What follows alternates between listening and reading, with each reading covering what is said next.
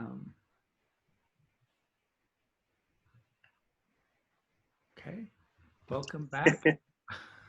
I am Roger Green. I'm the general editor for the New Polis, and this is the second in a series of literary conversations on the New Polis. I've been writing several last year, especially a long series on the ways that philosophers use literature. I particularly reread Horkheimer and Adorno's Dialectic of Enlightenment.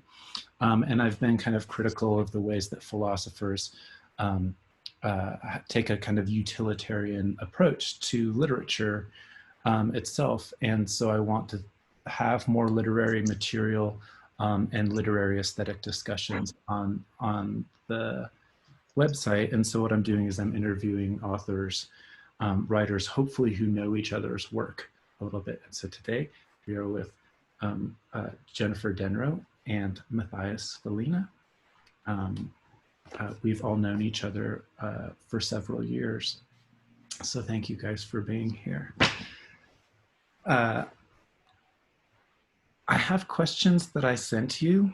They're kind of questions, I'm asking people rather dense questions, but that's just to kind of skip over the pleasantries of like what got you into writing, or like the traditional interview stuff. So people can look up your names and your background and what else you've published and all of that on their own. And I always write a little piece after these. So I thought we would jump right into your work, but just before we started recording, you guys were talking about how you write. So maybe we could just jump back to that for a minute. like how you physically write. I just write in a book with a pen, and then when I fill up the book, I just get a new book. Sometimes people send me books, and then I just write in those. And then I just get a new one after it's done. But what happens between the book's physical existence and the version that becomes something that you send as a file to an editor? Oh, you mean when I put it into the computer? Yeah, what kind of transformation or not happens? Oh, usually I write in a book and fill it up, and then I look back through the book and put some things into the computer. But not everything. Sometimes I only fill up about 20 pages and then I'll do it. But sometimes I fill up the whole book. Or sometimes I fill up 2 books and then I look back through them and then I choose things. It's like my time to choose things. Mm-hmm. So how do you feel like your choosing happens? I just feel like I choose them if I like what it's saying. But if I don't, then I don't choose it. So sometimes if I fill up 1 page, I could only really just like 1 word or maybe 1 line. Sometimes I just write something down and then I type it up on the computer. Like with California, that's what I did. I just wrote it down one day in a book and then I just typed it up into the computer. And I didn't be choosy there. I just typed it all up. So sometimes I just type everything. Sometimes I'm making choices. Oh, you make choices spacing it out on the page then when you're... No, usually I write it down and then I put that onto the computer. So the spacing is like how I write it. Oh, that's great. Yeah. Wow. But sometimes it's not. If the page is too little or the book is too small, then I have to make the lines longer. But if it's a big book, then I can have to make them smaller. I think I'm interested in seeing between like the book and what becomes the file, because your work is so often kind of fun, like to me, like this sort of stumbling onto astonishments or sort of collecting phenomena. So and which is very different than how I approach writing. So I'm kind of curious if there's a lot of excising or a lot of adherence to whatever came first. Or, Yeah, I know. I don't know. Sometimes I feel like there is. I don't know. But sometimes there's not. But sometimes there is. But you like to write on the computer. yeah, I mean, I tend to write things that I think at least 6 of the 7 books were like had like a structural project to them or a repetitive form, and so I mostly like have one file and write on the computer and sort of stay inside of that form, repeating it over and over again, and writing usually like 2 or 3 times more than what becomes the final book, and I'm just trying to cut out everything. It seems boring. Do you write on Word document? Yeah, I guess it is Word. Yeah. Do you even save it to your computer or send it to yourself? Yeah, Or how do you know if it gets lost?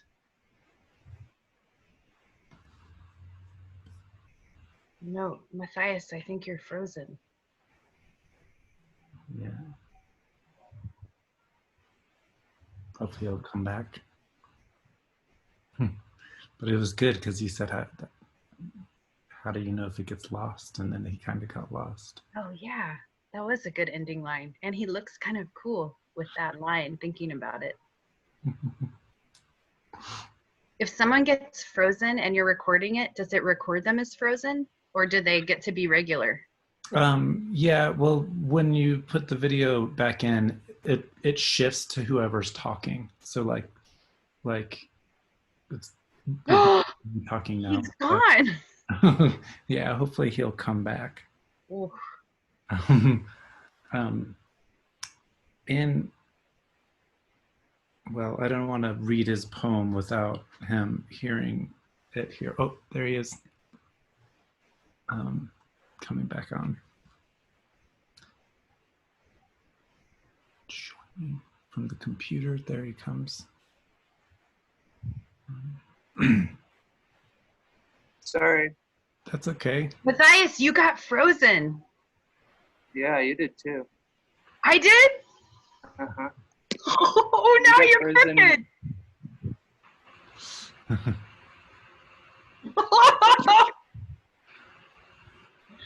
Okay.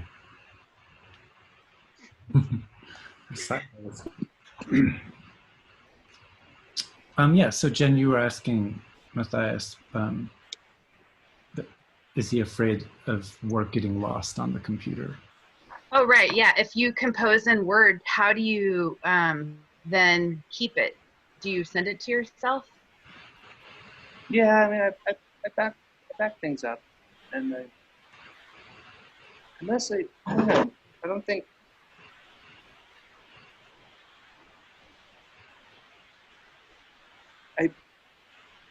I don't think I haven't lost any like big chunk of thing before,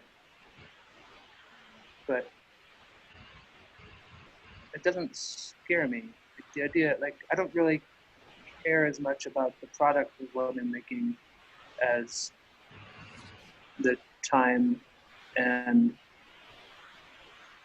energy of sort of trying to fill out that product. So I think that's why I like doing the dream thing. It's like every day I just start over again. And I try to exhaust myself every day and then start again the next day. Do as much as I can. I don't know. Do you feel like exhausting yourself is part of like a really important part of your process? I think it's more about um, my mental health than it is about anything aesthetic. That the, the process of writing that stuff keeps me at a much more stable place than when I'm not doing it. So it's sort of, I think most of my writing has followed whatever is psychologically effective for me, rather than following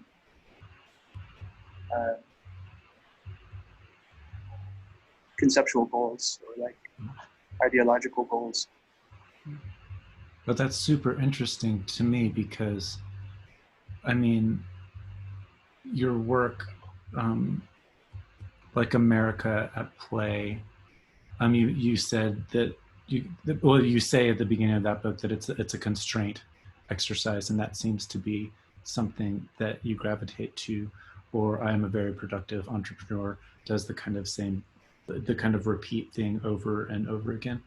But it reminds me of Oulipo writers, or like exhausting a place in Paris, right? Which is a different kind of thing, but it like there's a kind of ludic quality to your work, that kind of, there's a kind of playfulness, and then there's the kind of like moment where you're tired from playing too much, like when you're a kid and you like don't want to walk fucking home from the park because like you're just dreading the field because of how far it is, like from the playground itself or something. But that kind of emotion seems to erupt for me when I read your work. Yeah, I feel like I like forms, and like in undergrad I studied mostly medieval and Renaissance literature, and like the stuff that I love more than any other stuff is the Elizabethans, who are almost universally pretty shitty people, but it is so, like Spencer is so beautiful at every single line, and also devised a game plan for genocide. Yeah. But there's that mode of just like repetitive, formal controls, and then trying to find a way to untie them through repetition, and uncontrol them is appealing to me. So finding a form and then doing it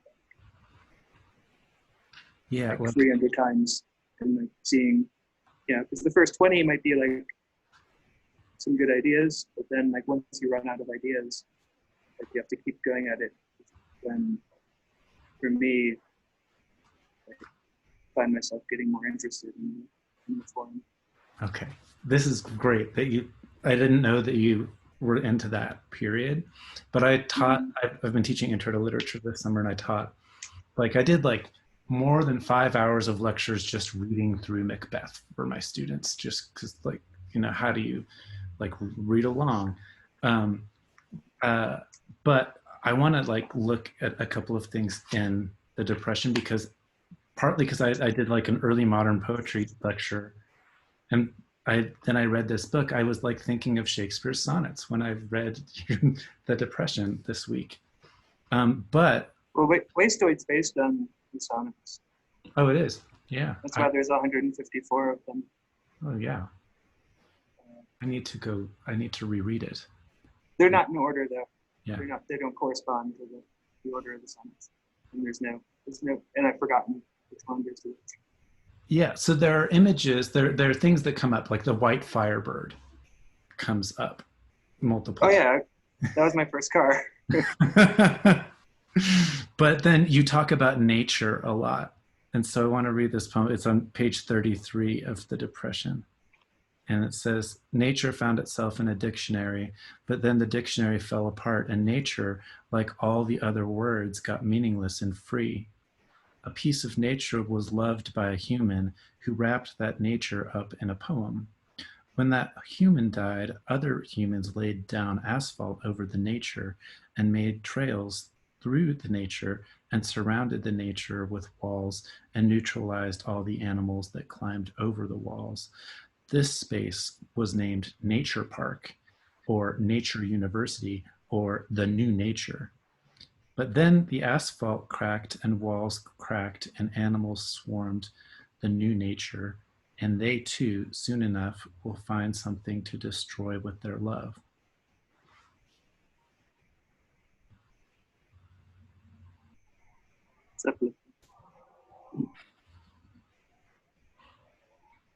What did you say? So that's uplifting.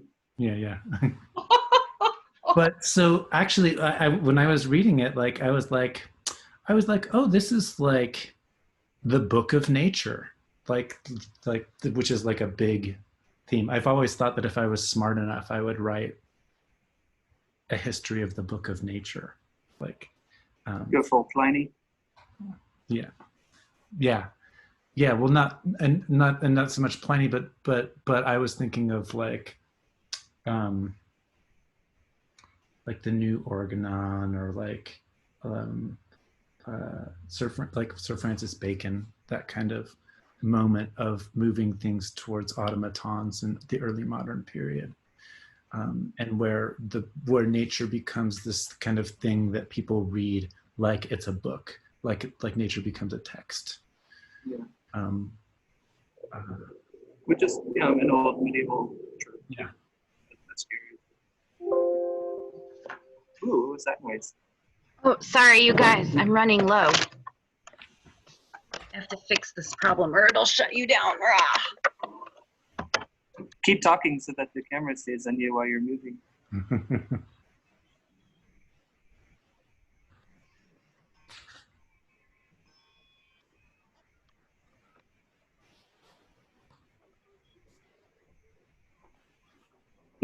So then there's like a sacred forest that shows up later on in the book. I'll just read it while Jen is getting her stuff. In the sacred forest, people throw parties for God, and the gods show up and looking clean and lustrous. The parties blaze and everything nevermore in the blaze. No one, a woman or a man in the blaze. No truth or devotion in the blaze. Drums clang and twist, the dancers in forest delirious. Or that's what I hear anyways. I am not allowed in the sacred forest. Each time I try to sneak in, I am caught. That could be fine. I could live a sneaker's life, but I am the sheriff of this town and I must exert control. I am waiting outside the sacred forest, hoping some god will make an exception for me, holding this sack of corn dressed in white, face painted with symbols I don't know how to read.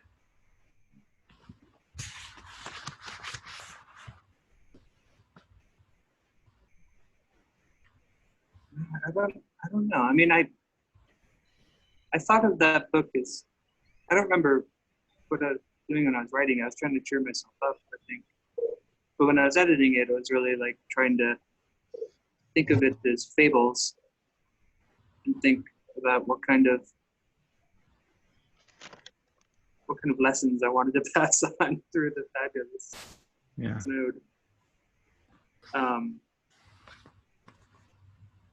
But I don't really like lessons. Hey, you're done. Mm-hmm. So I think I wanted them all, or mostly all of them, to not reach their goals. Mm-hmm. You know, I like the kind of surrealism that comes out of the Eastern European aesthetic stories that Weber collected. Mm. The really short stories, the really tiny ones, the sort of fable style, but no moral at the end.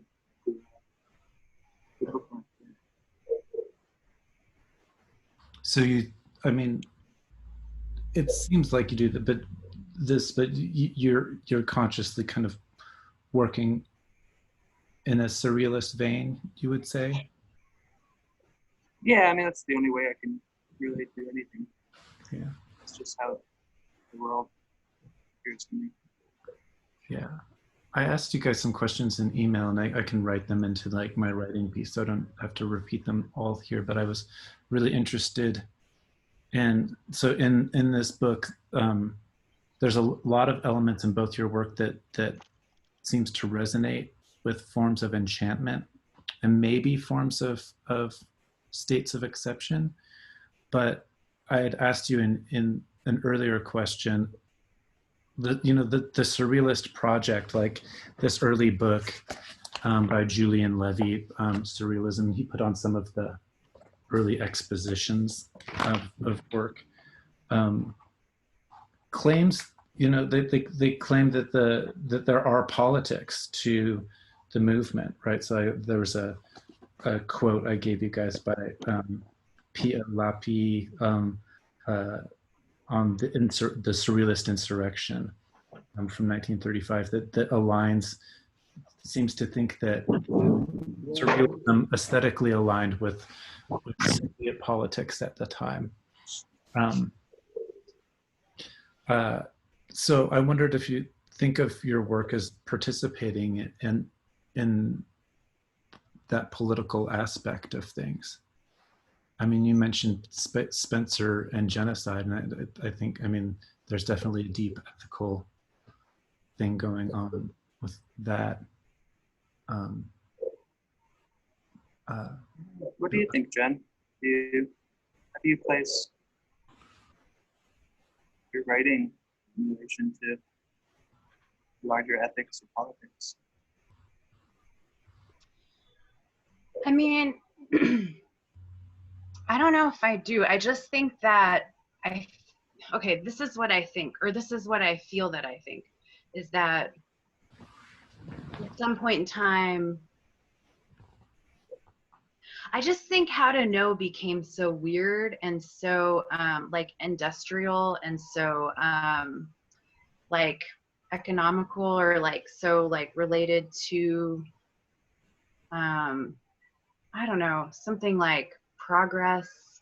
And I don't feel like I can know good, or like, I just think I think about knowing more as like intuition or feeling, And so I think, I don't know if it's like related to, this is probably so different because I don't think this is some kind of thing, what you're talking about. Like, it's not like, I don't think of, like, I mean, I don't feel like surrealism is, I mean, I do think like I do have some like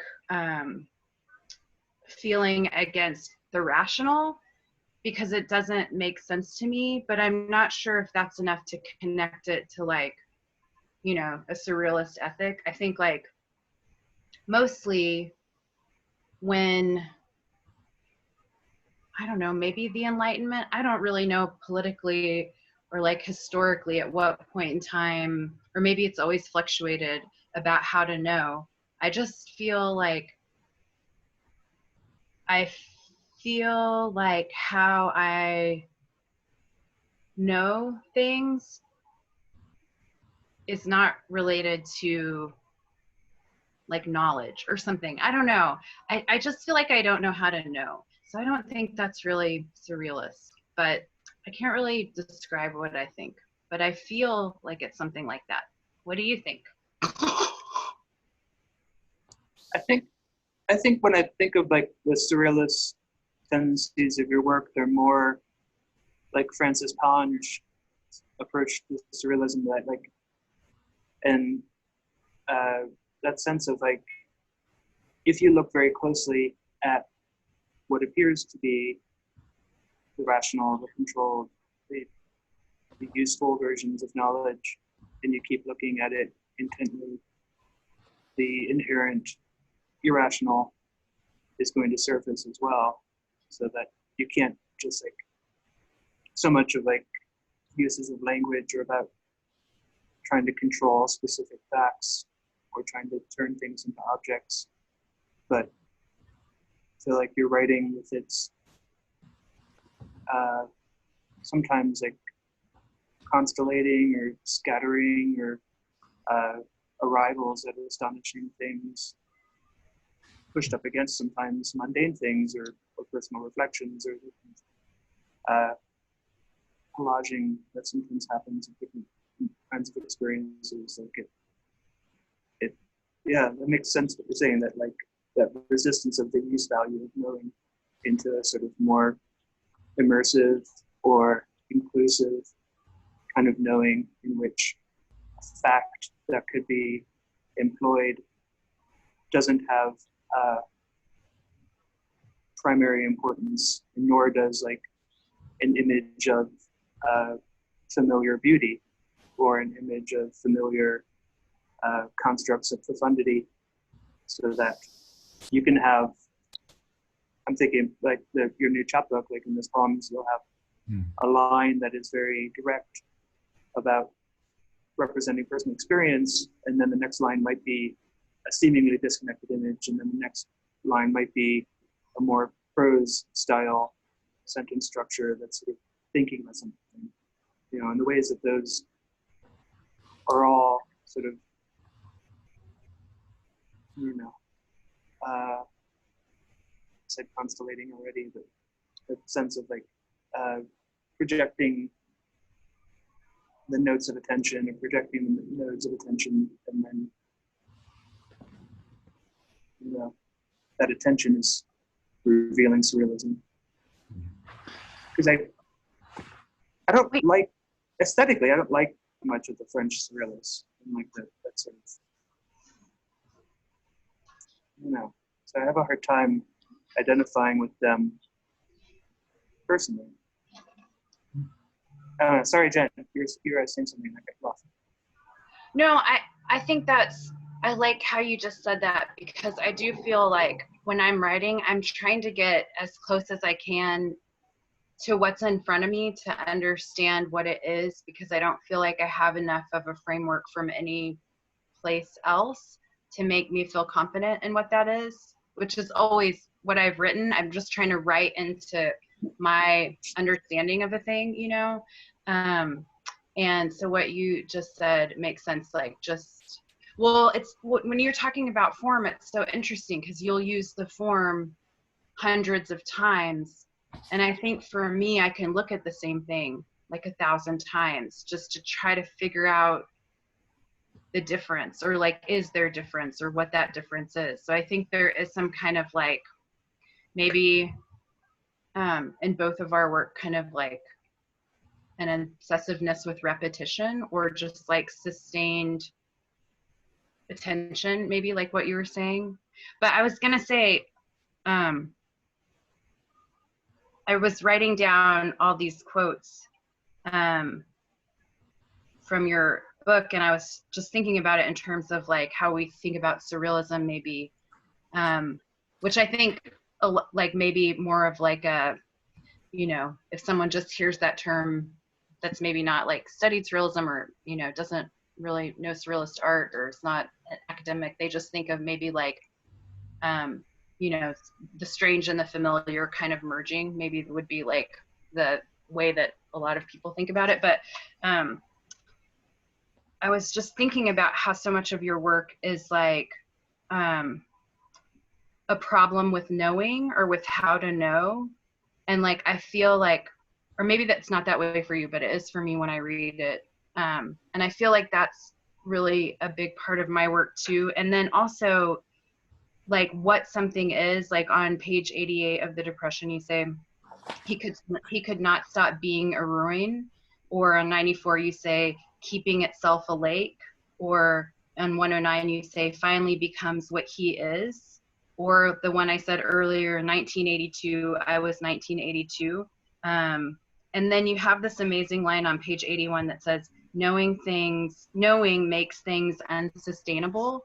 So I feel like when I read your work, and it could just be because this is my own way, this is just me putting my own like construct onto your work, but I feel like there's this really uncertain sense of like everything's unstable, or there's this instability in it. Which when thinking about surrealism, I think there is something that I relate to, like instability or shiftingness or something. So I don't know. I'm just talking now. But so neither one of your work, like, I mean, I just like imagine like some like critic in like 20 years or 30 years, some graduate student is like working on poetry from the period and is like, you know, looking at your work. Like I'm reading a book on the French New Wave right now, so that's what because I'm teaching the French New Wave, and that they're trying to say like, well, what was the New Wave?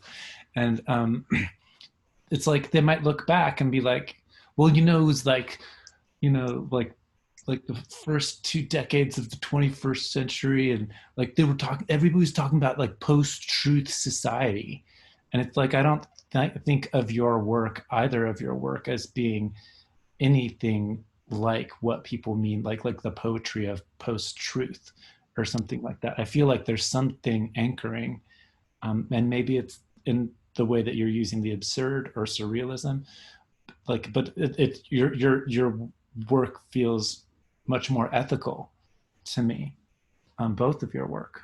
Uh, the question of how you know, I, I, I like how you're talking about that. Yeah, and I think, well, no, I think like what I see in Jen's work a lot of the time is this sort of, I don't know, I said it already, but like an attempt to like sort of record an experience of a phenomenological mess, you know, in the sense that it's all a mess, you know, so without any taxonomies or categories. And to me, that comes back to like trying to, like, you know, just like that silly stuff in Shelley and so many other people, that like the only way that one can ever really know the workings of another's mind is through art, you know, and that attempt to just like record with some iteration or like construct of veracity, like what it feels like to be that person at this time. You know, so like I feel like I'm dropped inside of a mind that is not my own, very viscerally in the regions. And I feel like that I directly connect that to maybe like Bernadette Mayer or some of Alice Newton's stuff, and that sort of writing of attempting to put it all in, you know, and not have categories of the poetic or the unpoetic, and not have categories of not have hierarchies of which phenomena, which experiences are more worthy of being recorded.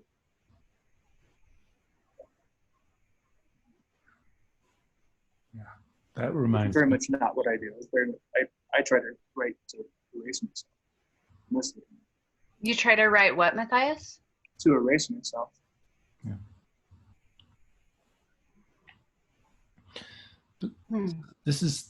That reminds me of what Jen was saying a few minutes ago about repetition. Because like there's a way that California, when I read the California poem, like California is not utopic to me.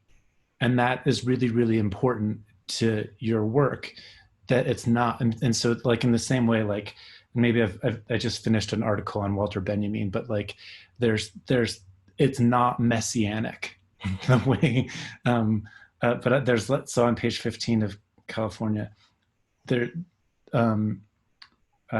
it says, instead of going to California, I make my husband a ham and cheese sandwich and take to work take to work. He doesn't like the way I place the cheese on the bread. When he leaves for work, I sit in a quiet house. I told him I couldn't have this life. This wasn't me living here. I was living in California. He said cruel things about having me committed. He brought the ring from the cabinet and tried to put it on my finger. I said no. I said I can't be married right now. He said this happens every year.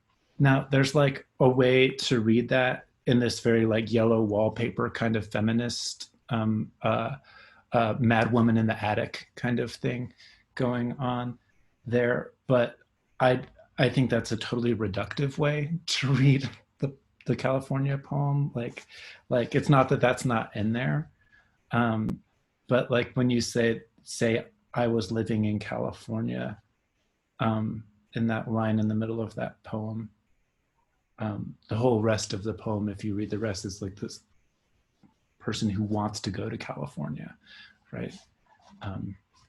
So I feel like California keeps changing what it means, even though it's repeated. It's unstable in the ways that Mathias was maybe getting at. Yeah, you know when that song that John Prine wrote before he died that says, "The lonesome friends of science say the world can end most any day. If it does, then that's okay. I don't live here anyway. I live down deep inside my head." I just love that song because I do feel like it's like that. Like I just kind of live places in my head, as we all do. I mean, I think everyone does that, but I think I'm just like, you know, I live in my own heart, Matt Damon. Like Prince what's said. that? Like Prince said, I live in my own heart, Matt Damon.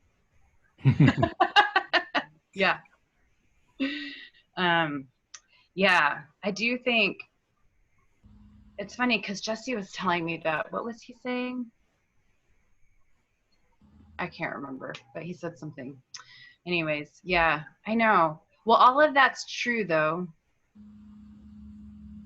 That page you just read, that wasn't something I pretended. I just, like, that really happened.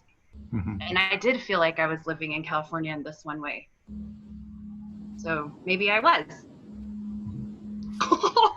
It is funny because remember, I remember you won that award that year, and the woman called you to give you the award to tell you that you won, and she said, "I hope you get to California." Oh yeah, I forgot about that. and then from California on, it's like you don't actually end up in California, and now you're in Oh Portland. no, this freezing thing is happening again. What happened? You froze, or maybe I froze. Oh. Are you back? Yeah. We said really, really smart shit. Oh.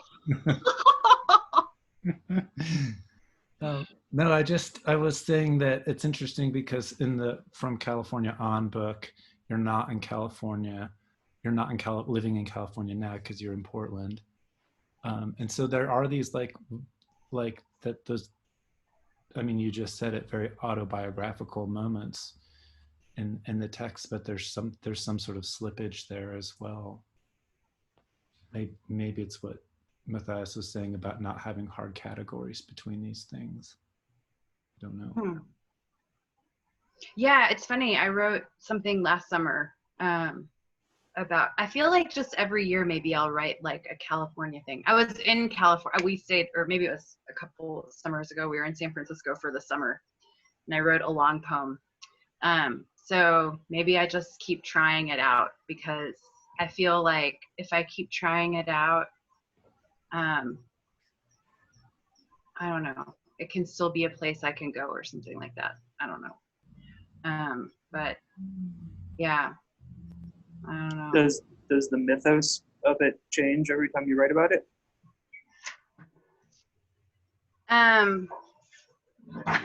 I guess it has changed from that initial thing, because are you going swimming? Okay. Sorry. You can, here, do you want to come and say hi? Hi, Ren.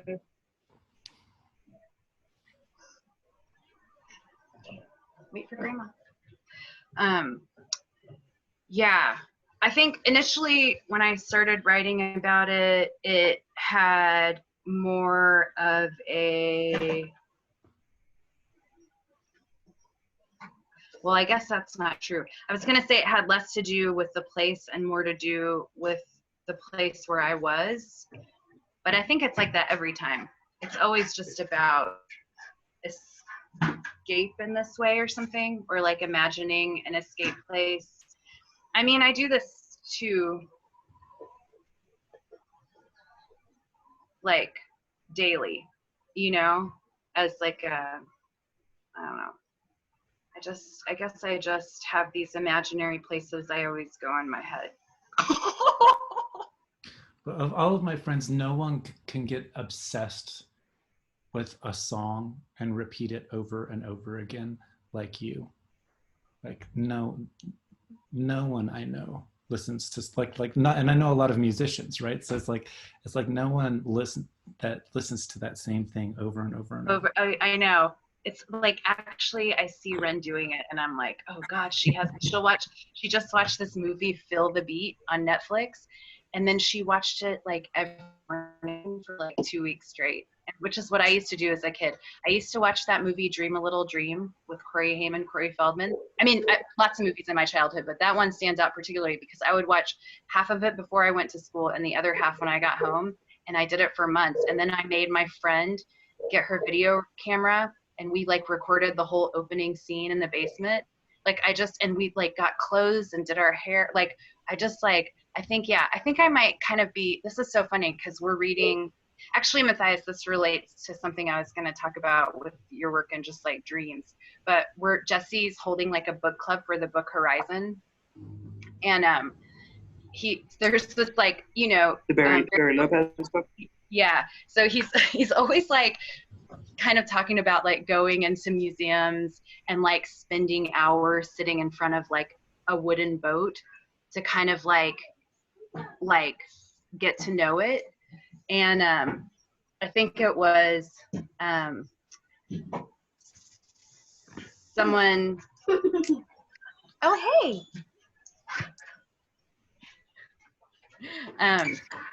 we were talking about one of these passages because it happens throughout the book where he's doing this, where he's like going in and he's kind of like obsessively spending time with like a piece of art or something like that. And I think it was Dixie who said, you know, like, God, he's like, just who would do that? That's obsessive. And I was just thinking like, oh, really? That makes total sense to me. So I think I do, like, I feel like if I can look at something long enough or hear it enough, or like I can go to the same space in my mind every night when I go to sleep, like if I can do it over and over and over again, there's something in that that's like helpful to me. Or I don't know, maybe not helpful, maybe actually detrimental. But anyways, it's just something I do, and I've done it since I was little. And now I see Ren doing it, and I'm like, oh crap, she's gonna have that same problem. But yeah, I can definitely look at a thing, listen to a thing, watch a thing a lot of times. So you were saying that you wanted to talk about Northern Exposure. Oh yeah. So you both are rewatching that. I haven't seen it since I was, you know, a teenager, and I really loved it. But what is it with Northern Exposure? That's I was talking about like because I remember you telling me that you would watch it every night when you were going to sleep. So it would end on the DVD menu and the little loop of the theme song, and that would just be playing all the time around you. And I don't know, I was thinking about that, but I'm currently watching it as a kind of self-medicating while things have been bad. It's I mean, partially just nostalgia because it was like the only thing on TV that I was excited about when I was like a teenager. And so sort of like calling back to like, you know, seeing the references or ideas that were in play in it. It's a funny fantasy world. Matthias, are you watching it like streaming it, or how are you watching it? No, it's like it's not on any streaming service, but they just reissued the DVDs. So I bought the DVDs and then bought a tiny portable DVD player. So I'd sit in this garage that I live in and watch a 7-inch portable DVD screen of a show from the early 90s as my, in lieu of psych meds. That's awesome. What is comforting about that show for both of you?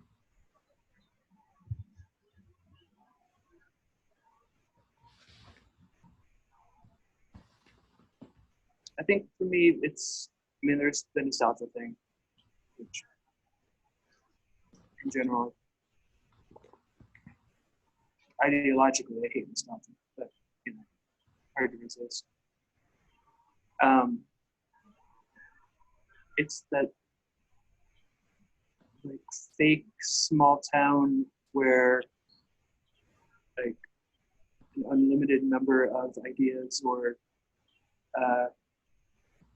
concepts can try to play out.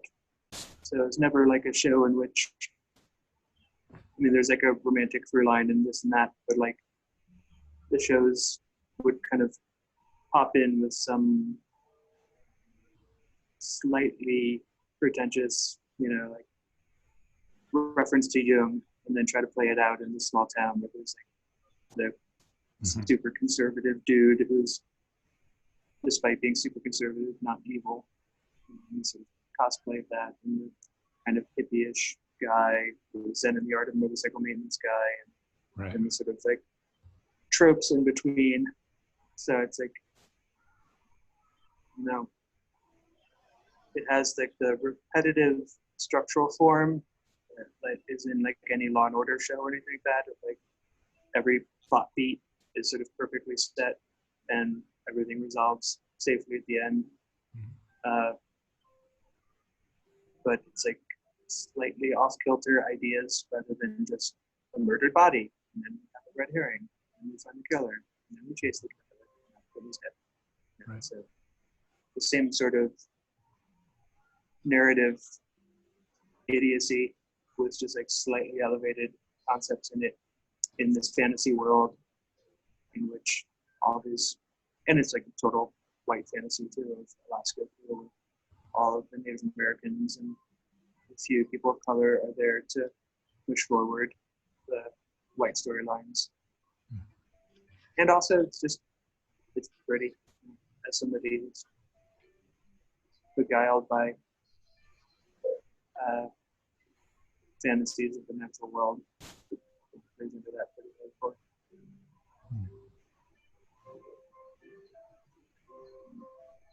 But I think also like there's just something, it's like a arbitrary leap of faith thing. It's like once you've decided whatever like the bullshit it is that comforts you, then you like watch it and repeat, and it comforts. Yeah, I love everything you said. I was gonna say, just thinking about your work, that what it also has is a lot of dream sequences where there's a lot of dream stuff. Dreams happen, and then they're all of a sudden in these alternative, versions of their lives, which are always so great. And I think for me, again, I think we were probably all around the same age when it came out. Like, and then it came out in like 90 or 91 or 2 or something, like early 90s. We were all teenagers, and I think it was like I loved that, just like a circus would come through town, or all of a sudden, like, I don't know, I just loved like the imagination of it, really. Just like I felt like it was a show, and it's still my favorite show because of that. And I just kind of like that. I don't know. I think it's pretty too. Just the town, even though it's in Washington, it's supposed to be in Alaska. But I've always had a dream to go to Alaska, and So But it it's, kind of feels like that to me. yeah, there's a kind of reverse engineering of like Sherwood Anderson's Winesburg, Ohio. And I don't know if you guys know that book, but that like a reverse engineering of the American small town. But I like what Mathias was saying about like the kind of inherent, um, the underwritten white supremacy in it, the way that Alaska functions as a kind of frontier. Um, uh, and that's not to say that that's to reduce the show to only that. I mean, I think that having a Jewish doctor out there in the middle of that is kind of doing some complex work. But I think I'm thinking, for whatever reason, I'm thinking of the episode where Chris from the morning show is trying to get a long distance degree, and he's dealing with the poem Casey at Bat. Do you guys remember that one? Yeah, I can hit that when rewatching the. Yeah, and he keeps losing his dissertation defense basically, but then he takes the guys out to like play baseball, and he's like Chris is like this utopic liberal type of fantasy character. You said this, was that who you meant by the Zen and the Art of Motorcycle? Yeah. Um, Yeah, he's both like highly machismo and masculinized, and yet also like inclusive and queer friendly and multicultural friendly, at least in the attempts of the early 90s NPR like culture. So he's like both a chick magnet and also like trying to introduce like complex ideas to the small town. Mm-hmm. So he's sort of like, I don't know, Dionysian like fantasy figure. Yeah. So I do what you guys do, but with Twin Peaks, which is like another show from that same time period. Yeah, I can't stand David Lynch. You can't stand. It's also to me.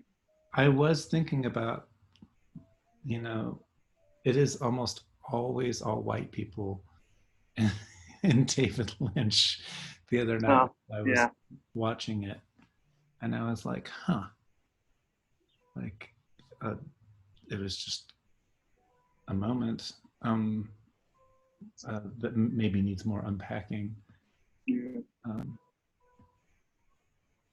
But I don't know. So is it? Yeah.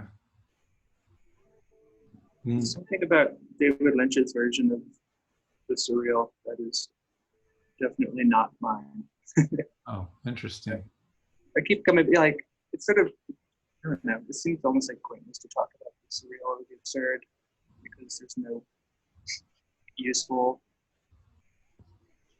working definition of it that actually applies across, it includes both Cortázar and Breton and, indigenous myth and all the different iterations of taking the impossible seriously.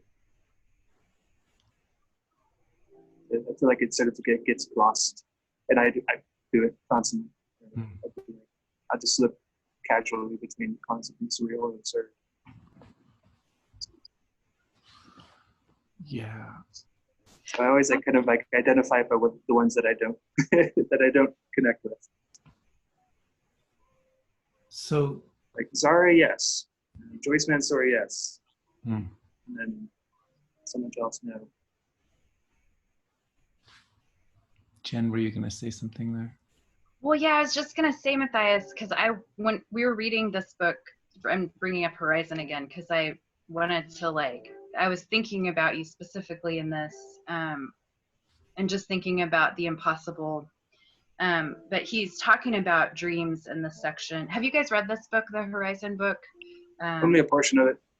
Yeah, well, in one of the chapters, he's talking about the Thule people, and he's just wondering about their dream life and what their dreamscapes were like because they slept for so long as a way to survive. And so, but one thing he says is that the challenge in addressing the utility of our dreams is not whether to reject them outright in an effort to privilege the sort of logical truth the rational mind offers us. It's to picture a conversation between imagination and intellect, one that might produce an advantageous vision, one the intellect itself cannot discern and which the imagination alone is not able to create. And so I was just thinking of, like, when I read that, I was thinking about you, Mathias, just in your poems and your dreams, and how your poems are like your dreams, or are your dreams, or are our dreams, and how you have created that bridge between like imagination and intellect in a way that allows us to occupy that space more than like, because what he's saying here is like dream life changed when you know, not clocks were invented, but basically industrialization, right? And then we had to like sleep 8 hours, and it messed with like our dream rhythms and stuff. And how I think about your poems like inhabiting the impossible in a way that's like connects us back to that maybe earlier way of knowing or communicating, just being, or I don't know, that's what it feels like to me when I read your work. And when I was rereading The Depression today, I just was thinking about that so much, how you allow us into that kind of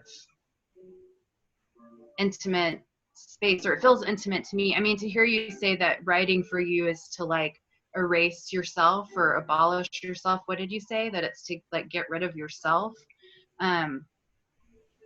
Is so interesting because it feels so generous for you to open that up for the reader.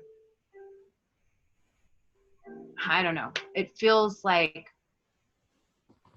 I mean, maybe you don't feel like that, but I do feel like I'm going inside of what your mind is doing, or like how it's putting things together, or creating dream worlds, you know, or creating these worlds that you can enter into. So I don't know, I was just thinking about that when you're talking about like impossible, or thinking about, I guess when I think about absurd or surreal, and like those, what you're saying, like a working definition, and how I think about your work, it is kind of related to dream. And I don't know if you think about, I mean, obviously you run a dream delivery service, so you think about dreams in that way, but I don't know if you think about dream logic or like dream life or like dreamscapes in your other poems, because they feel related to me, the dreams and your books of poems, you know.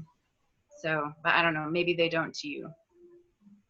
No, I mean, they do. The dream stuff definitely came out of that like repetitive surrealism. Yeah, I think, I don't know, it seems like I really envy writers who function, poets and others who function with like an essayistic approach of like trying to present ideas that are well thought out and as much as possible confirmed. And that doesn't necessarily mean like factually confirmed either. Like even someone like this sort of loosey-goosey phenomenological is like Jory Graham or something, you know, is definitely doing a Wordsworthian thing, like trying to present a theme and then like undergird that theme, or even her prayer stuff. I don't know why I'm picking her as an example, but I always envy that sense of like believing, when I read a poet, that I want to believe that the vision or vector that they're presenting is true, you know, because my mind doesn't do that in any respect. So like the writing I do, whatever sort of components of it are working from like my personal experiences and personal ethics and personal memories. I'm always trying to write beyond and stop myself from reaching sort of understanding of what I've written. And I always think of it as like an asymptote, the curve that is always approaching a line, but infinitely never reaches the line. And my job as the writer is not to, with the kind of writing I do, is not to present a confirmable feeling or confirmable state, but to leave, hopefully, if it works, like fruitful disconnections, so that in the kind of cold read fortune teller, like boardwalk fortune teller way, like something meaningful happens that is beyond me. But then it's also like through the repetition of form, there's like ways of trying to leave meaningful gaps and meaningful disconnections become rhetorical tools as well, and become like modes of either obscurity or modes of openness, something like that. And I think that's the stuff that when I was like spending a lot of time reading myth and a lot of time reading the traditions of especially East European people that I was really attracted to. The arbitrary or the meaningless like tries to make sense and make meaning, so that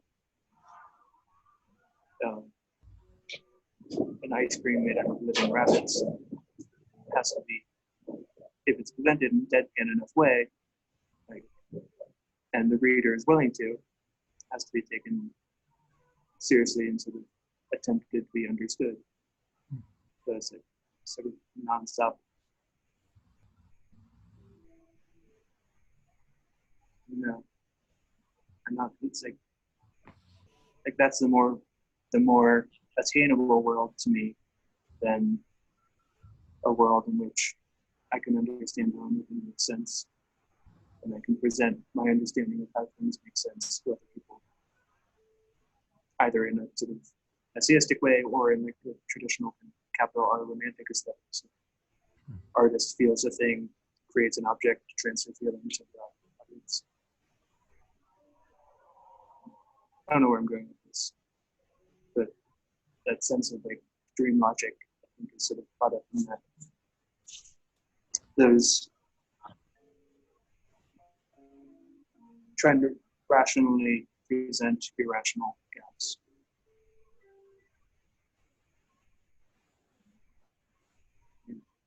Maybe not. I think that feels true to me. Like, I can't remember what you said early on, but like about like you're not reaching for that truth or something, but your poems feel true. I guess maybe just. That's not my fault.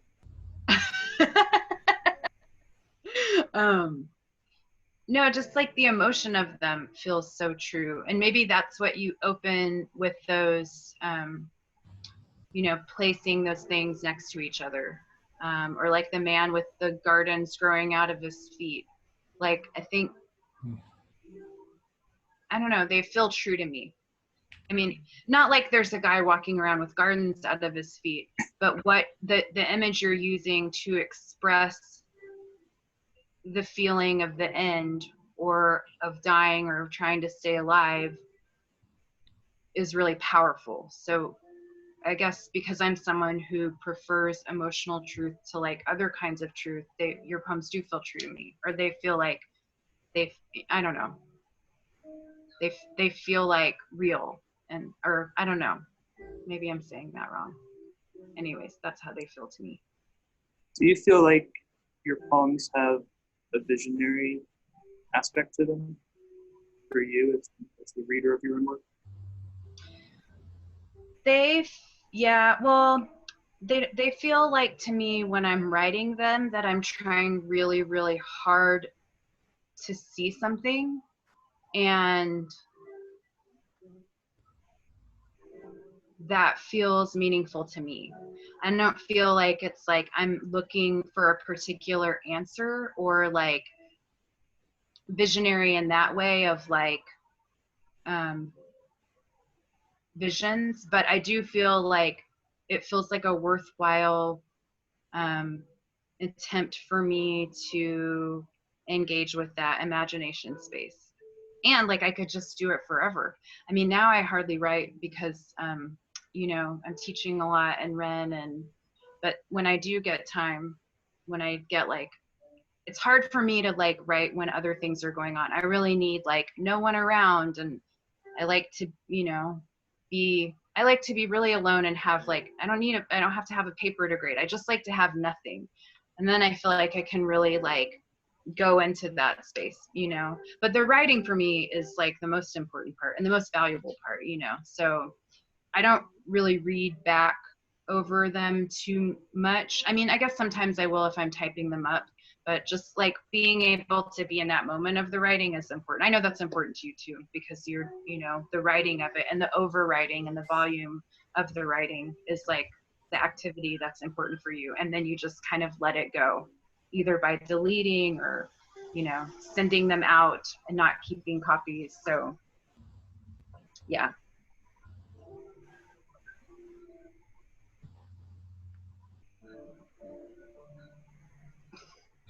There's something um, so in the way that I'm reading your work. So we were talking about Northern Exposure and a little bit about nostalgia and um, nostalgia means homesickness, and it was like a disease that colonizers got, like melancholy as well. And I'm interviewing a guy in a few weeks on the concept of melancholy. Um, but uh, I wonder, you know, just to re-hit back onto the white supremacy thing for a minute. Um, I wonder sometimes if that part of whiteness is that ability to narcissistically kind of reflect back onto oneself, one's own homesickness, so that nostalgia as an aesthetic idea um, ends up being something that supports like white supremacy, like and I'm always trying to ask myself and other people like to question where white supremacy is in the things that we love and not just in like Everywhere.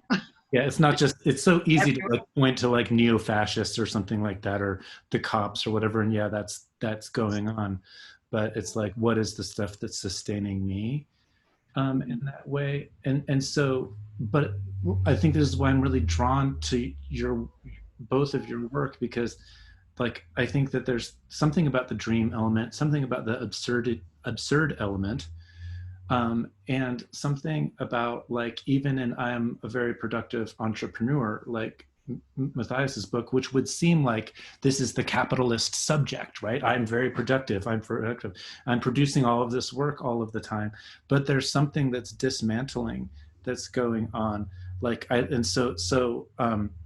I always, because of music, I always translate this into the idea of the aesthetics of innocence, right? Like, what is indie rock? What is kind of, in some ways, white supremacist about indie rock and the ability to like perform innocence, right? And there are some people who I feel, people like Daniel Johnston, who I would say perform the aesthetic in a different way than maybe after the Strokes come along, right? So there's probably different gradations of like indie rock or indie aesthetic.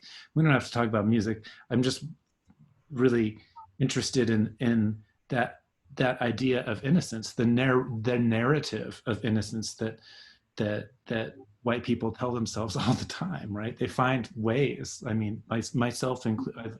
I use the term Euro-Christian, but for whiteness, but so I'm not trying to exclude myself from that. But I do think that your work respectively is like, it could be misread as trafficking in innocence, and I don't think that it is. I mean, I definitely, for the more like sort of surrealist, fabulous stuff that I write, like I intentionally write in the sort of deadpan narrative structure, and usually pretty banal, like linguistically banal stuff. Hmm. So it's at the extreme in the dreams, right? For the dream delivery service, and each one starts off like you're in an ice cream shop, you're in a forest glade, you're in a castle, you know, and just sort of the most simplistic approaches to narrative, and then trying to keep things in a storybook manner open to whoever is the reader, regardless of background, regardless of you know, their presence and what they bring to it. But obviously, I'm also limited by the pretty obvious borders of my imagination. Hmm. So that I think a lot of the innocence that I think I try actively to work through and use as like a tool. And those kind of poems are there to try to strip away specificity, which then the flip side of that is by stripping away specificity, I'm no longer placing things in the real world and no longer actively challenging real world problems. So the problems usually, I think, I mean, I could spend all day talking about how bad writing is and ideological, but I think that flip of using innocence then results, or using a sort of innocent or simplistic approach to narrative and image exits it from a public conversation, exits it from holding a mirror back up to the society and that vision of what it can do. It's also, I mean, you know, there gets to be the point, like, as a writer, where it's like, well, this is the shit I can do, and you know, I would never go around talking about myself as like a great writer, even a particularly good one.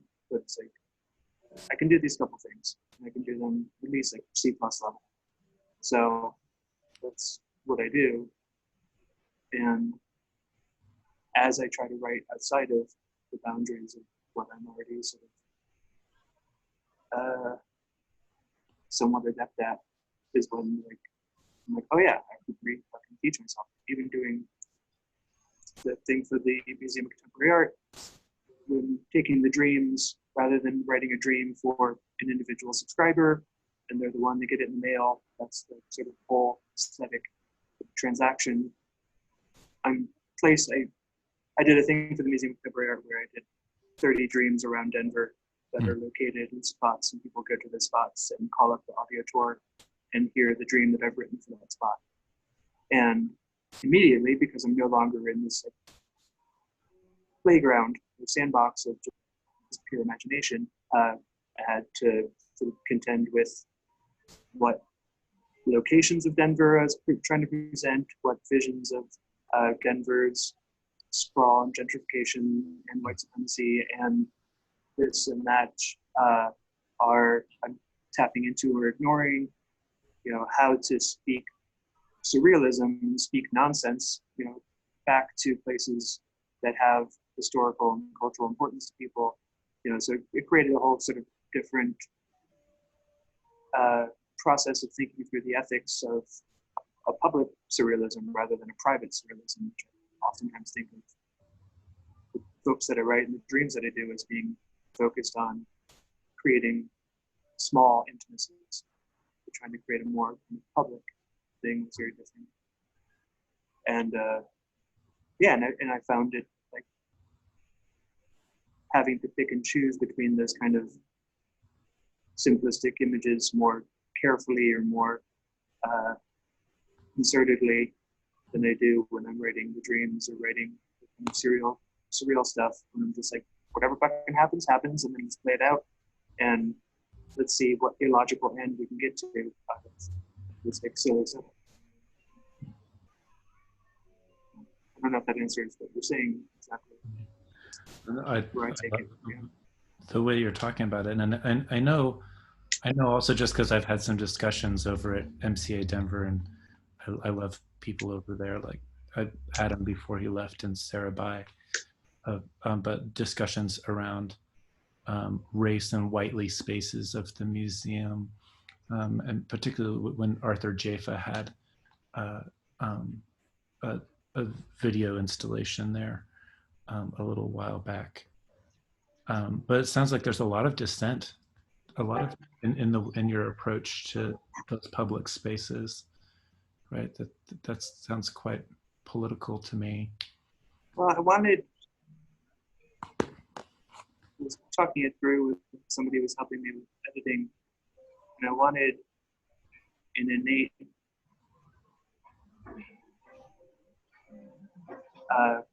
presentation of a vision of Denver that is not presented by the arts scene very frequently.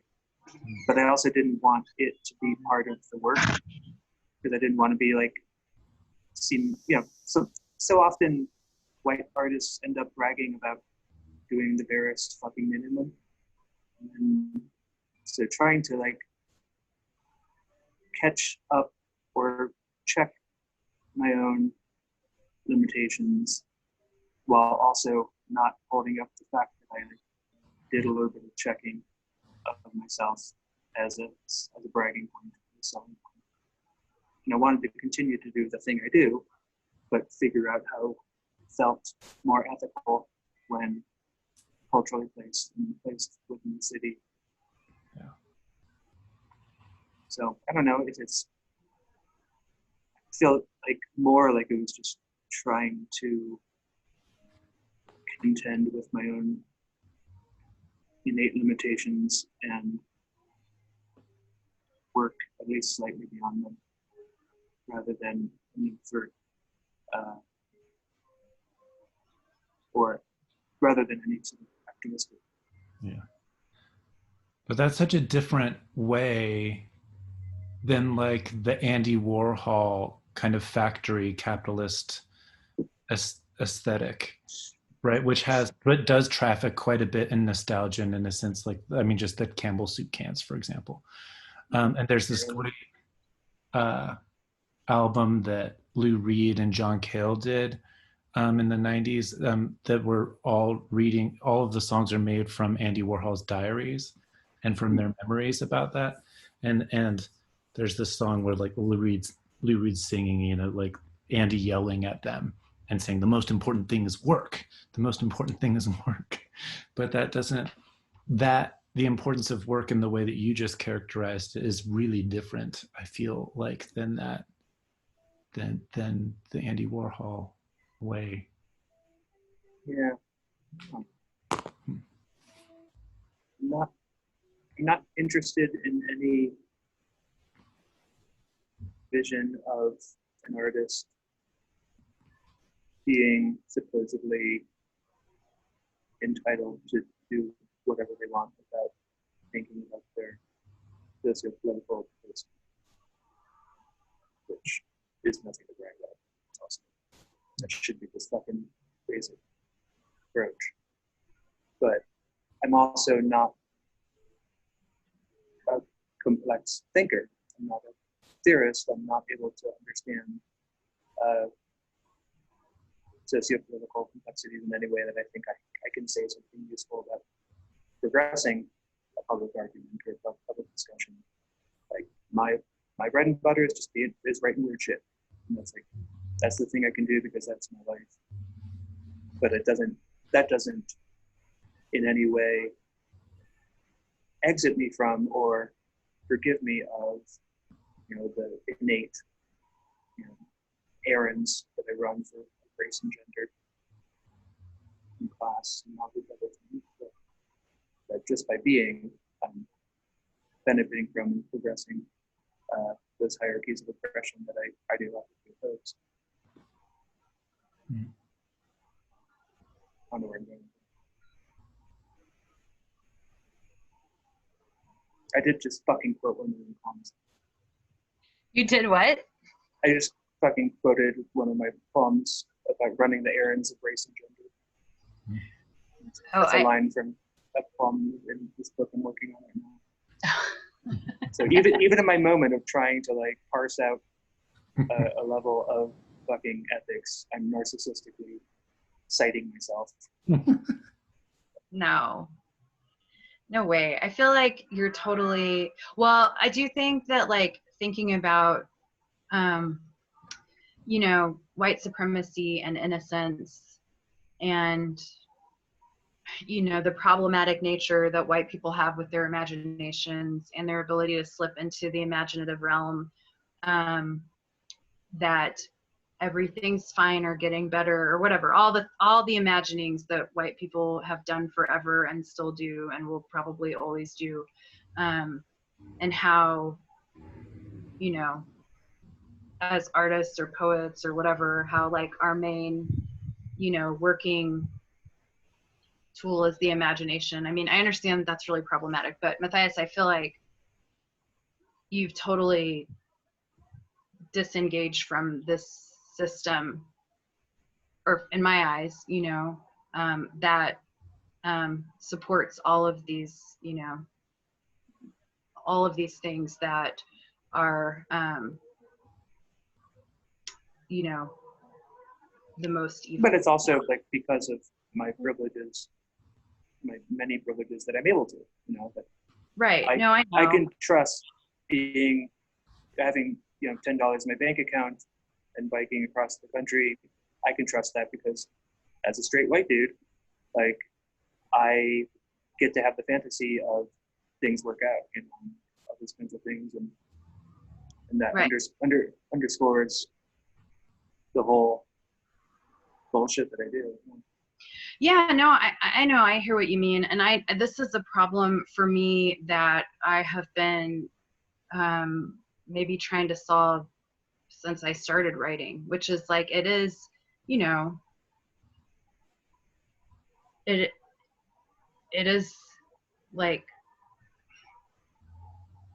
you know, it's not, I mean, I don't know, I just feel like the luxury I have of going into my imagination to try to see things, and the space that I have to do that is like not, it's not good. It's not good in terms of like, it's not helping right any wrong. It's not helping, you know, it's not active in a way that it needs to be. There's, you know, there's a lot of problems with it. And I try in other ways in my life to, you know, live inside of those actions, but I do feel like in writing, yeah, I'm part of this huge problem of like, I'm just like this white person that kind of goes in my mind and thinks about things, you know? And even though I try to write into moments of like wonder or astonishment or, you know, bewilderment, or try to be up close to that feeling, it's like doesn't seem like a worthwhile cause in the eyes of like, you know, justice in the world. So yeah, it's really hard. I mean, I feel like as a teacher, on the other hand, as an artist, like you gotta play the hand you're dealt, you know. Not like yeah, we're all able to Yeah. do, I don't know, like we're able to do the things we're able to do yeah, sometimes. yeah. No, I like that. I think that's true too. But I mean, yeah, I mean, I understand that innocence. I mean, it's funny because when you wrote that in those questions, Roger, I've never really thought of my work as innocent, but I guess it is. And I don't know, I just feel like, yeah, I mean, there is, you know, yeah, I mean, I just don't have an answer for it, and I don't know what to do about it other than continue to think about what I can do about it, you know, and hopefully at some point in time do something. I guess. I mean, it feels like, yeah. I mean, in other places in my life, like teaching, I don't feel that way. I feel like I have way more of a, you know, there's more things that I'm able to actively do in my professional life that hopefully help and not harm, you know, people of color. And I feel like in my writing, I don't do anything. So I don't know. It's like something I've thought about for a long time, and I mean, I don't have anything really articulate to say about it other than, um, yeah, yeah, it's like kind of, you know, horrible to have this relationship with my imagination that I have.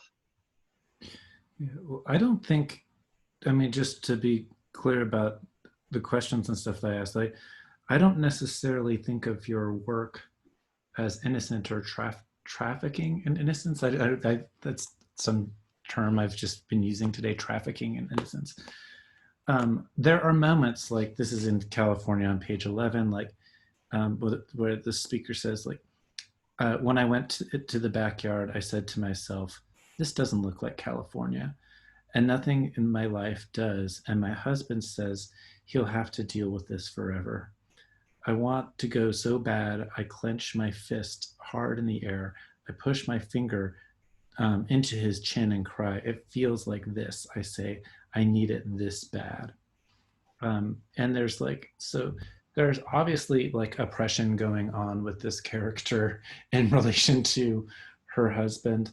But then there are these moments that are really sensual, like that touching his chin or blowing into his mouth, like at one point, or talking into his mouth, like you can't, like at one, this this character wants to go to California and her husband says no, and she's like, well, can I talk into your mouth then? And and he's like, Well, that's because I just said that. he lets her into, but then says that it tickles too much, right? And I think, I mean, I guess you could read something like that as innocence, but I I see a kind of sweetness around that gives a kind of reality to or a kind of dimension to the character, I guess, that isn't just like, yeah, I'm this unhappy wife who wants to go to California and my husband won't let me, kind of thing. Like, uh, um, I think that there's a lot.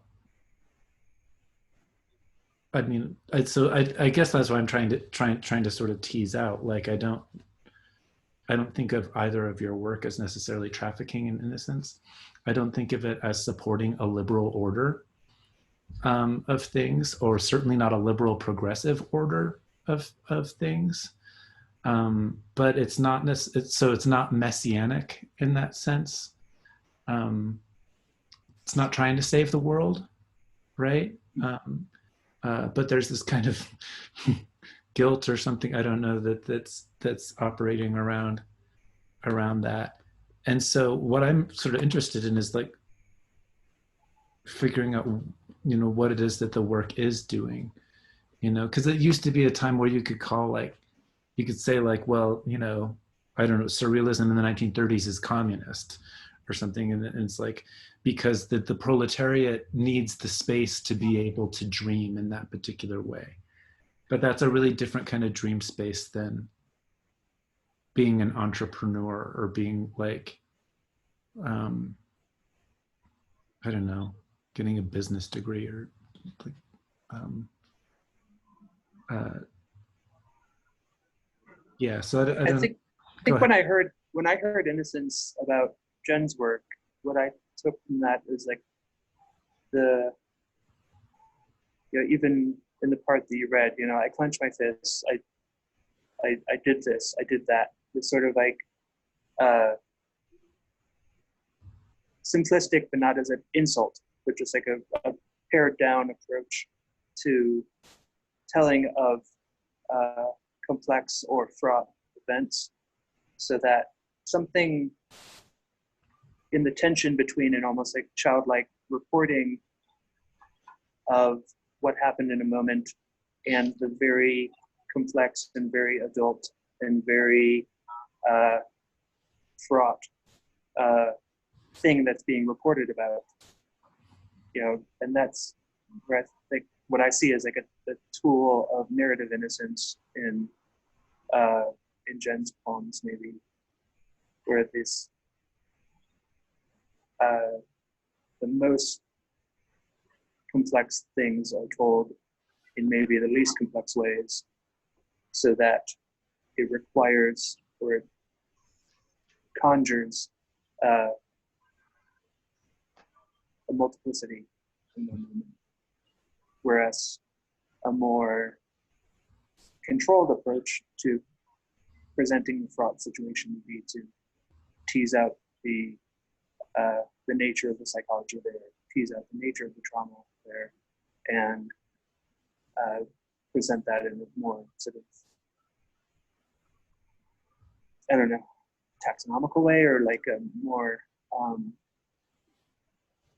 understood way, which isn't, I don't know if that's responding to what you're saying about this sense of like the messianic goals of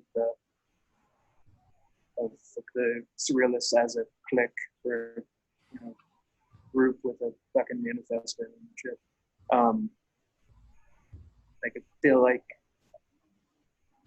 that work of poetry, of asking a reader to play along and understand, however small they may be, however minute, however discreet or qualified, you know, understand a new thing. You know, is at the heart of lyric poetry, continues to be at the heart of lyric poetry. That I think is also like part of that tension between complexity and simplicity that I see in Jen's stuff. I think, which is not, that's not big. It's not messianic. You know, it's like how the lyric, you can't tease out the politics of the lyric because it's not about a public display or public structure making. You know, the lyric is about reformulating internalized experiences with another.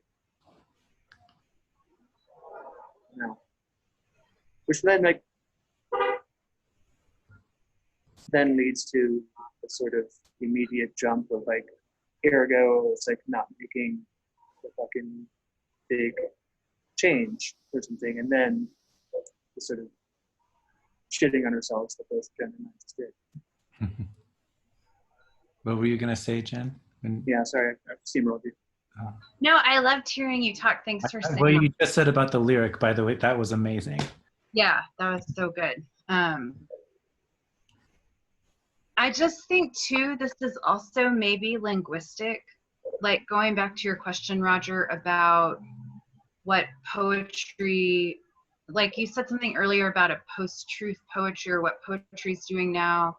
I do think, Mathias, I feel this in your poems, and again, this could just be me feeling it and not your intention at all, or not part of your process or what you're doing. But I do feel like there is this sense that everything is so much now. Everything is so much. Like the media, like all the information, the language, you know, that accompanies all of this. And I do feel like, again, I feel like I do this too, and maybe again I'm just like putting what I do on thinking about what you do, but I do feel there's something in your language that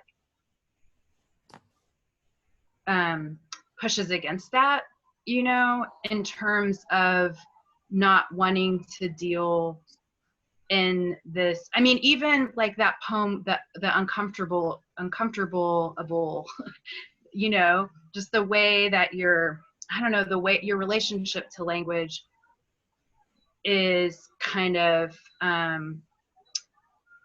pushing against the system of language that has been created and is so, problematic, like how language just sort of fails us all the time.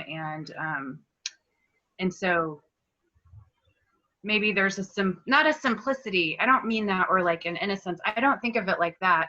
I just think of it as direct, more of like these words are more indirect.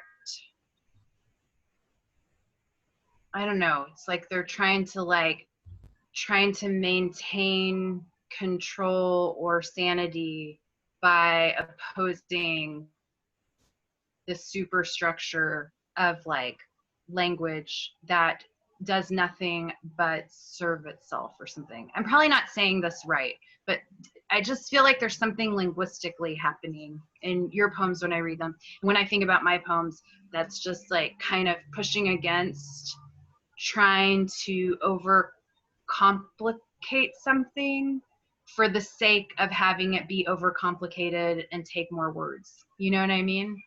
It's like, why do things have to be so complicated? And it's just like we're so inundated. As Avril Lavigne said. Oh, that's true.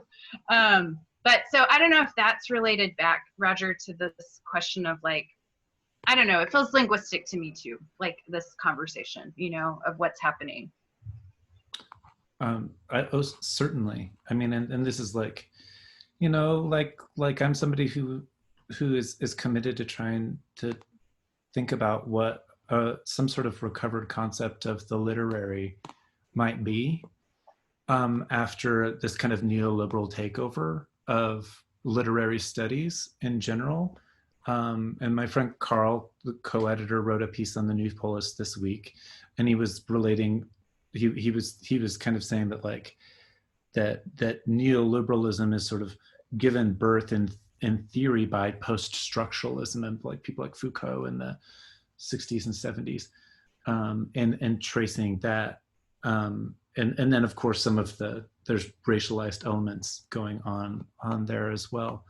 But part of that hope of the post-structuralist moment was to be able to try to detach from things and to see things as movement itself. There is no center, that kind of thing. And it was about trying to, speak at the level of the apparatus, as Althusser would say, right? The ideology and ideological state apparatus is one of his essays.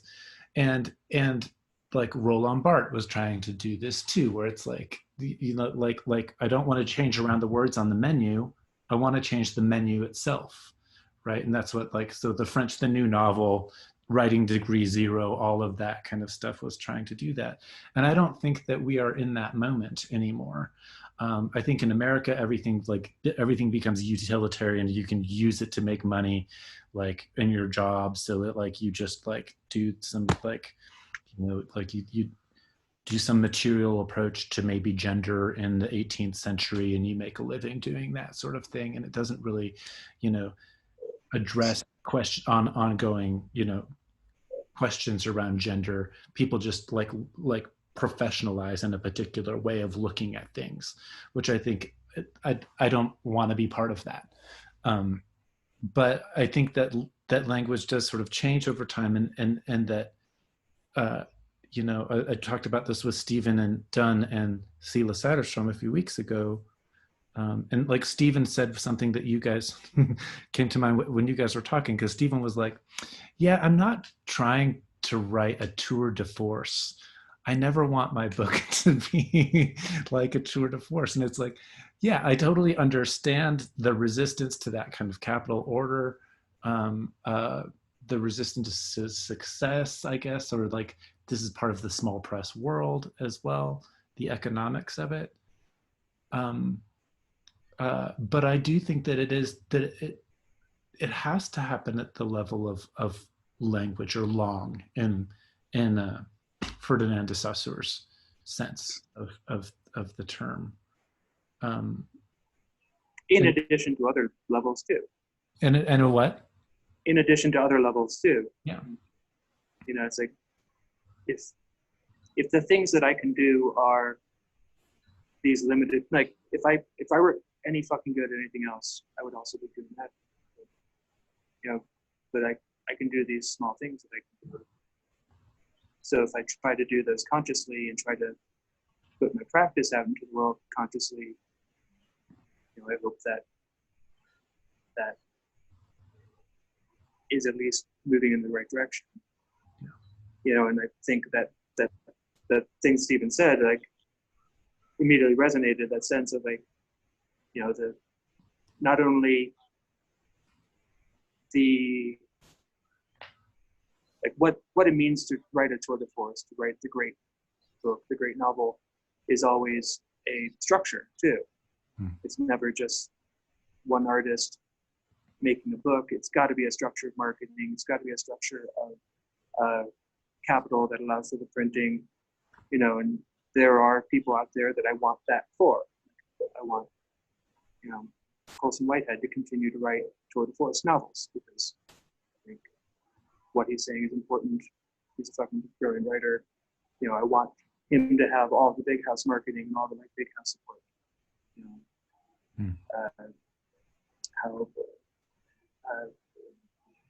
I'm just blanking on other examples of amazing people right now. Like, but like the level of language is one way for understanding and change. The level of street activism is another. The level of meow is another. You know, so trying to find what you're capable of affecting and then affecting seems important on an aesthetic and ethical level. And I feel, from my positions of privilege, like limiting what I try to affect is also important. Yeah. Consciously not trying to buy into systems of prestige or systems of using art as a stepping stone to being middle class, something like that. While also at the same time, I'm benefiting from all these things. You know, living on the margins of the art capital world still puts me in there. I just talked to myself in circles.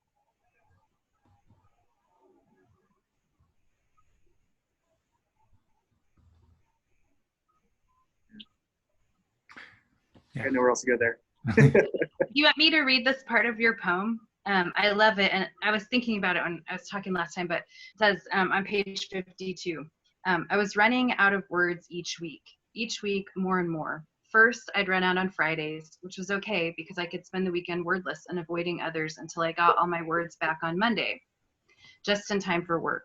But then I ran out of words earlier and earlier in the week until I could only stay wordful through Tuesdays by acting austere and silently judgy. The doctor recommended a lung and throat replacement, and I had her replace my lungs and throat with a book. After the surgery, everything I said became a fact, and all I could do was say things. And it goes on. It's like an amazing poem, but I just love that, the way that words work in your poems as like, you know. To me, that's my attempt to like explain the phenomenology of depression. Like, right. That's just very straightforward. Like, yeah, that's when I know that depression is rising up again and that I'm having to contend with it. Yeah, I was like that's as straightforward as I can be. Well, I thought that in terms of like metaphor or like thinking about, there's this amazing thing. Oh, this. I'm cooking a meal in a lightless kitchen. All the spices taste the same. None of the flames are hot. That feels to me the same way that you just said. Like that feels like a very straightforward, like, this is what this feels like, you know, to be in the state of mind. That was the goal of that book. Just try to write fables that through my aesthetic attempted to like say what living with depression or life is then. When you, at the beginning of this book, you say this thing, you say, I must look at every part of I must look at every part of me to remain a fixed thing. I love that. I just wanted to tell you that. Thanks. This book is amazing. It's so good, Matthias. I really love this book. Yeah. And that photographs. How can you tell us about how the photographs? I mean, I know you and John Packer are friends, but like, did you go through like a catalog of his work and choose ones, or did he send you ones and you wrote to the photographs? We came to the book with a separate piles of stuff and then sort of fixed them together in there. So he went through, he's a professional photographer and has been making photographs since the mid-90s at least. So he's got this huge cache of photographs, and when I asked him to sort of work this book with me, he read the book and came back with the photographs that he thought fit with it. And then I sort of responded by editing the fables back toward them, and then sort of he picked more photos and took out some, and so it's sort of a back and forth rather than a collaboration in the sense of making it sui generis together. Yeah, they're so great. I think it's because the book came out and then COVID happened, so this is the first time I've ever had to like explain anything about the book in public. Oh. Public.